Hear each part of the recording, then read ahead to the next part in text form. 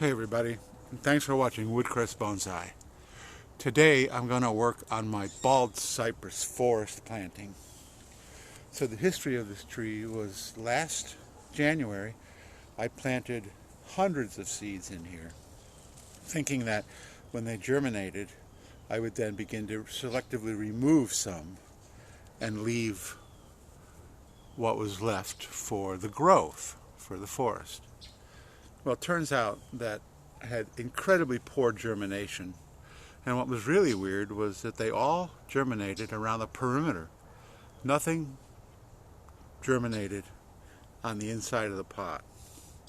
So then I planted, and I should have taken those away, because now we have, like, this tree here is the thickest, which is going to become the main tree, which I'm going to do today. This tree here is very thick right at the perimeter, but I think I'm going to leave that guy for now.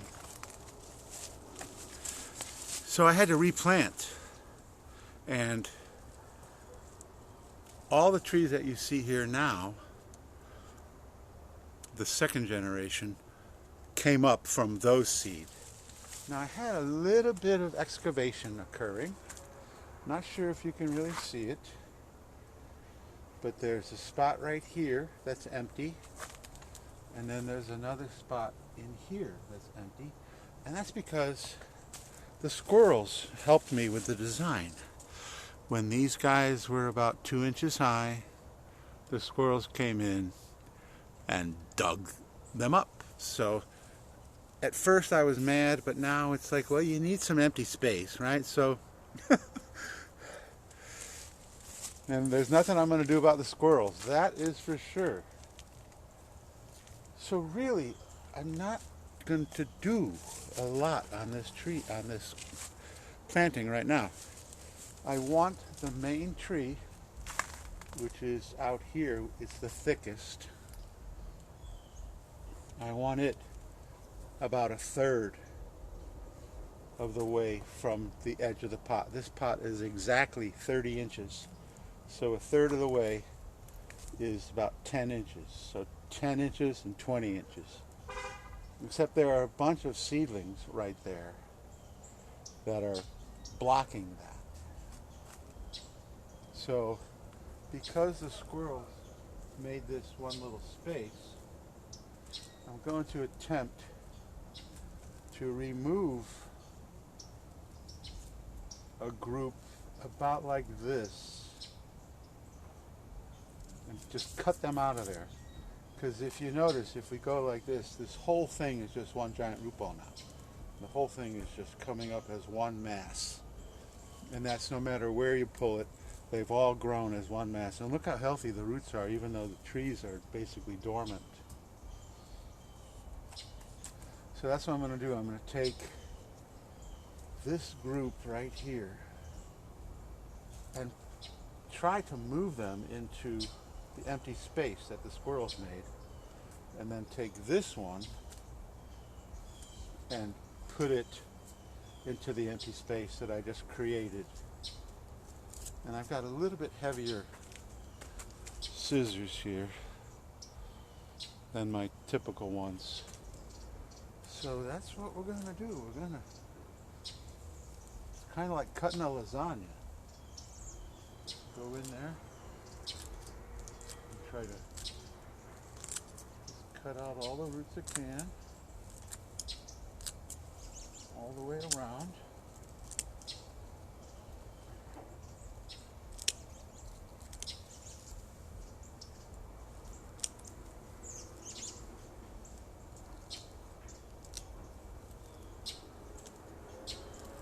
This may take a couple of runs. May not get them all at once. That's what I figured.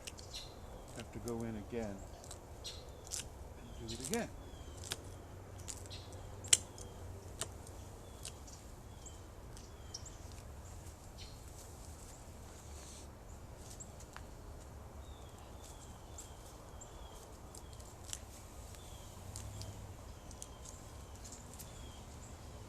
Come on, baby. And basically, this group that I'm holding in my hand is all going to come up as one unit.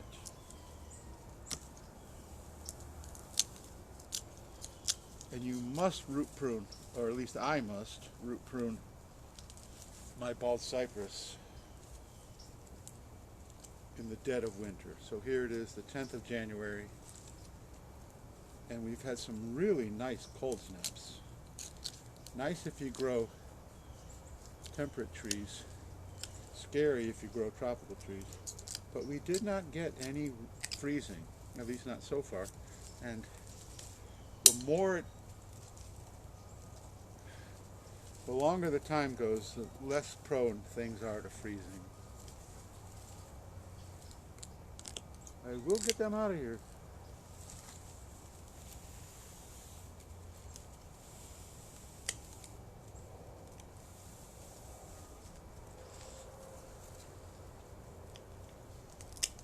I was very happy when I pulled it up to show you how the root ball is all one giant mass of the nice white roots that are still in there. So these trees are quite healthy, and I think they're going to do well. Oh, look at that. I'm pulling up some of the wire mesh that's holding the drain hole. Oops. Well, okay. There we go. There's those. And I think for now I'm just going to leave them, place them aside, and then work on getting the main tree into place right here. The main tree is going to be the same thing. It is in the viewfinder, right?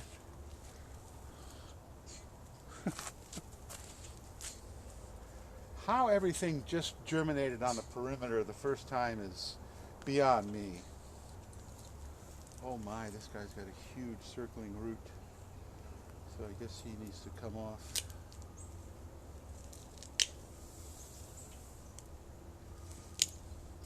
Like I said, if I had to do it over again, I would take all those trees that germinated on the perimeter.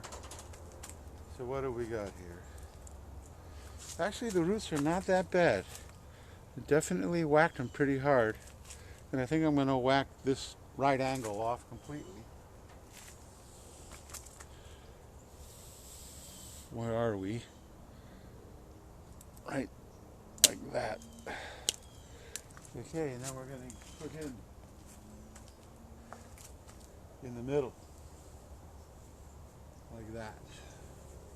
And interestingly, this is not the tallest tree, even though it's the thickest.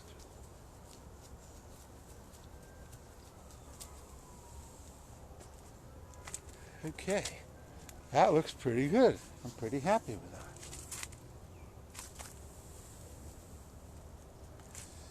Now I'm not sure how I'm going to pull off opening this space up for the other trees. Well, that's not too bad, not too bad.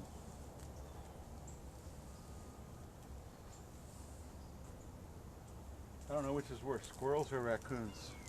Although honestly, I do know which is worse. The raccoons are way worse. They would just tear things apart. Okay, so here we go. We're going to try to get those other guys back into place.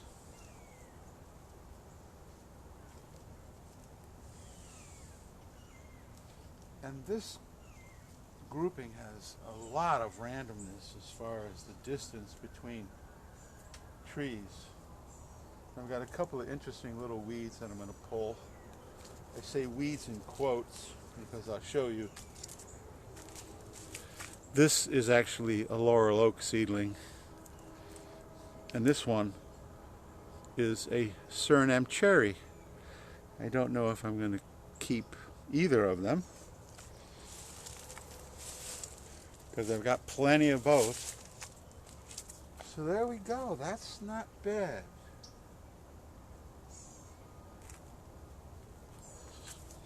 So how does it look now? Not much different. However, I'm much happier with it.